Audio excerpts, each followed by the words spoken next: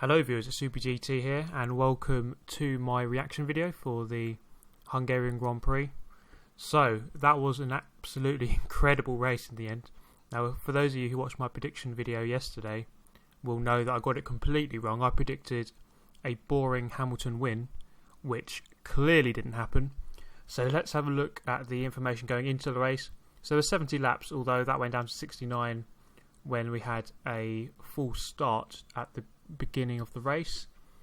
And going into this race, it was Lewis Hamilton who was probably in the best form for this season and for this circuit. We can see here that he has 4 wins around here, so it is very good track for him.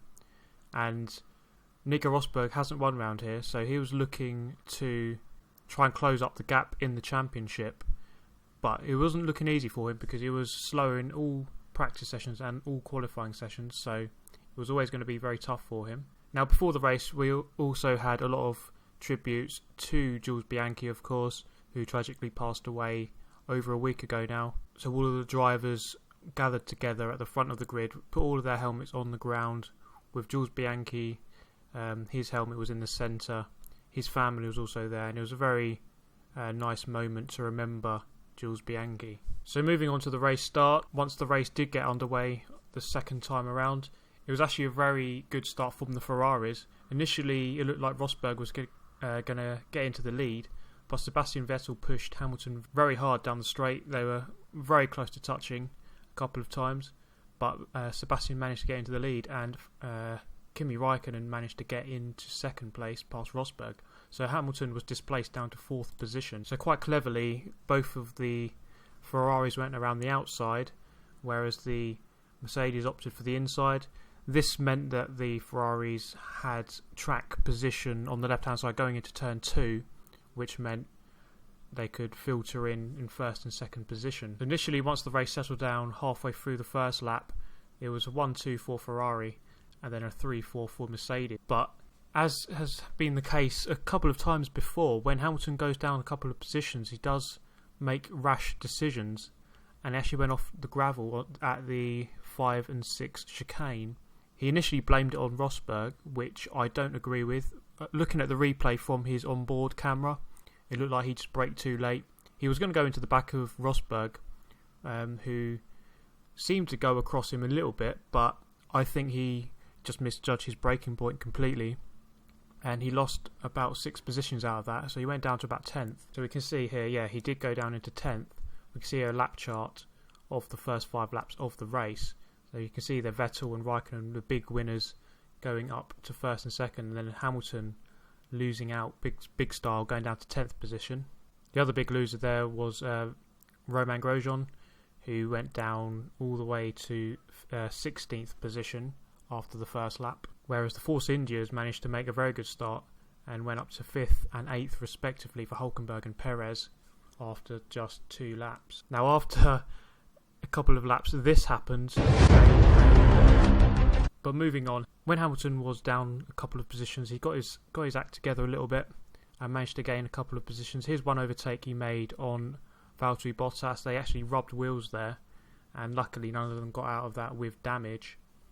Also, the Red Bulls advised Daniel Kvyat to let Ricciardo through. It's probably proved to be a good decision, and it didn't matter too much in the final result, as Kvyat did in the end finish ahead of Ricciardo. So there were so many penalties in this race, and here's one of them, or a snapshot of one of them, and that's Maldonado being unsafely released into the path of the Williams. So Maldonado actually got 3 penalties in this race, so he seems to have gone back to his old self. And if we just take a look at the race classification after 37 laps, we can see there that Hamilton actually clawed his way back up to 4th position behind the 2 Ferraris and Rosberg.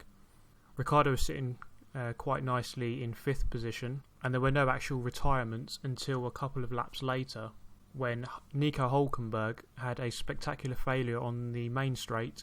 Not a lot he could do about it. His front wing just completely collapsed and went underneath his car, and he had quite a scary coming together with the barrier. So of course his front wing goes under the car, you can't brake, there's nothing you can do, you're just going to go straight on. You're pretty much the passenger in your own car, and fortunately he was okay. So this meant that the safety car came out. Initially it was a virtual safety car, but with the amount of debris that was on the circuit, they decided to bring out the actual safety car. And here's the grid going through the pit lane to avoid all the debris on the circuit. This is again where a couple of guys got penalties for speeding. It seemed like no one actually wanted to win this race. They all wanted to get penalties and start hitting each other off. And at the restart, that is exactly what happened. Lewis Hamilton actually went into the side of Daniel Ricciardo here. So he locked up on the inside and Ricciardo was going around the outside. And they made contact here. And this meant Lewis Hamilton had major damage to his front wing, so he lost a couple of positions here. And just ahead of that, you can see that Rosberg got past Raikkonen, who had an MG UK failure, so he didn't have as much power as normal. So he was going backwards at this point. So again, we take another look at the race chart from lap 50. So this is just after the safety car, and we can see that Hamilton's gone down to 6th after the collision with Daniel Ricciardo, and Daniel Kvyat has displaced Hamilton and gone up into 5th position. And quite notably, you can see that Alonso and Button are both in the points. So a couple of laps later, because there was a big gap left from the safety car, Hamilton didn't lose too much time because not all of the cars caught up during the safety car period, so there was a big gap, so he didn't actually lose too much. So he changed his front wing because of the extensive damage and came out roughly in 13th position, about 20 seconds behind the points. So he had a task on his hand just to catch up and get a couple of points back. Whereas back at the front, Sebastian Vettel was driving very calmly, as we have become used to over the recent years, with Rosberg right on his tail, giving him a lot of pressure.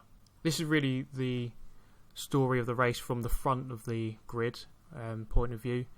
Sebastian Vettel drove very well at the front. He was the only person I recall who didn't seem to get into any mistakes or any spot of bother throughout the whole race. And unfortunately for his teammate Raikkonen, he had to retire after his MG UK failure. So Alonso actually unlapped himself from Raikkonen, so you know that's not a good sign when a Honda powered car is going back past you. So he retired a couple of laps later. And this set up quite a nice battle at the end. So we had about 20 laps left after the safety car, and Daniel Ricciardo, on an alternative tyre strategy, was reeling in Rosberg and Vettel at quite a rate of knots, and eventually did catch up. Whereas further back, Hamilton was gaining the positions, and he did actually get back into the points, and those might be quite crucial points because he did actually extend his championship lead during this race, which is quite important for him going into the summer break. But a fateful moment for Nico Rosberg's race happened a couple of laps later. Daniel Ricciardo went up his inside, and he, to assert authority I suppose, he come back across him on the exit and touched his left rear with Daniel Ricciardo's front wing, giving him a puncture on the first turn, which meant he had to go around the whole lap to recover and get a new set of tyres. Fortunately for Daniel Ricciardo, there was a big gap. There were massive gaps at this point of the race, so he didn't actually lose too much time. He actually come back out in 3rd, and Daniel Kvyat, his teammate, dislodged him and went into 2nd position. Vettel at this point was quite a way clear, so here's Rosberg trying to get back around to the pits. Unfortunately, it's always the annoying thing for a driver getting a puncture. You always want to, if you want to get a puncture, you want to get it at the end of the lap so you can go straight into the pits, but unfortunately for him, it was on turn 1, so he had to do a whole lap. Sebastian Vettel, who came through to win the race, he was probably the best driver on the day because he just didn't seem to make any mistakes, whereas everyone else behind him was clipping wings and getting drive-through penalties and dodgily overtaking each other with contacts. He was too busy, focusing on himself, just driving very well, very composed, as we have seen many times before. Of course, Ferrari have emulated their target of winning 2 races this season, which is very good for them, and it's good for the championship to see another team winning other than Mercedes. You don't always want to see the same team winning. It was good to see Daniel Kvyat on the podium for the first time. He drove very well, and we mustn't forget him because he didn't get a lot of the airtime. A lot of the airtime was focused on the Mercedes and Ferrari, so we mustn't forget that he was actually in 2nd position. He drove very well. But the day, of course, belongs to Sebastian Vettel. He was the best driver out there, and he fully deserved to win the race. So we'll take a quick look at the final classification for the race. We have Sebastian Vettel winning the race with the 2 Red Bulls following him on the podium. Now, a very good 4th position for Max Verstappen.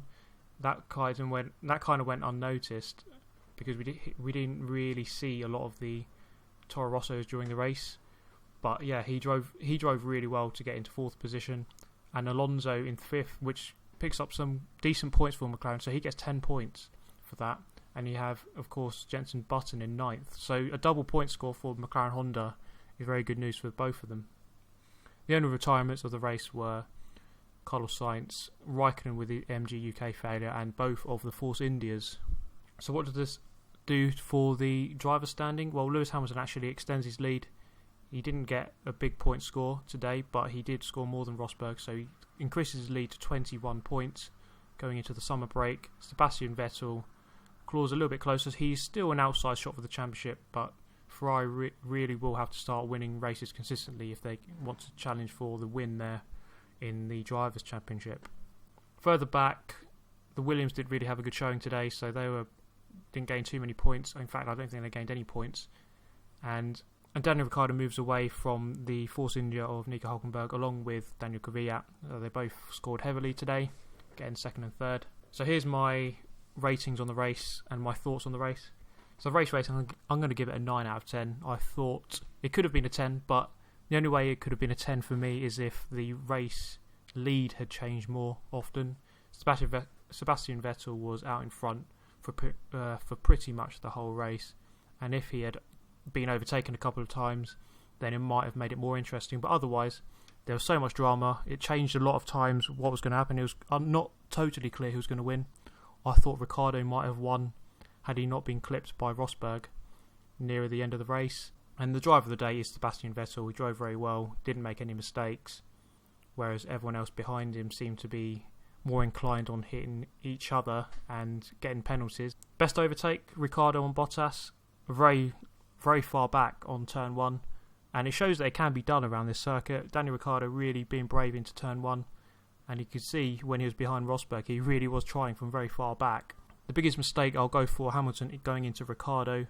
This was just after the restart from the safety car. I think that really lost him. I think he could have won the race had he stayed on the circuit and not, lost his front wing.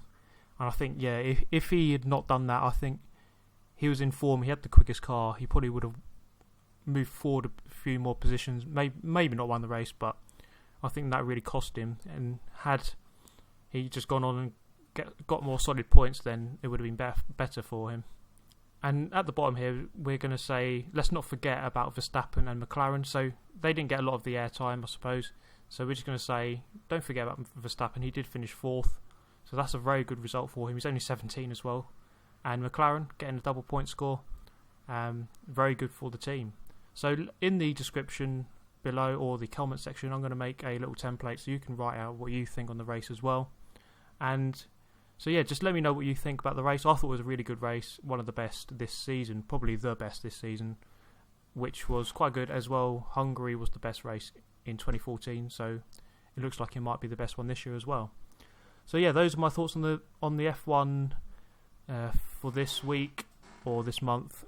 For another 3 weeks, we wait until we go to Spa. So let me know what you think down below. Subscribe if you want to see more racing content, including Formula 1. And I shall see you in the next video.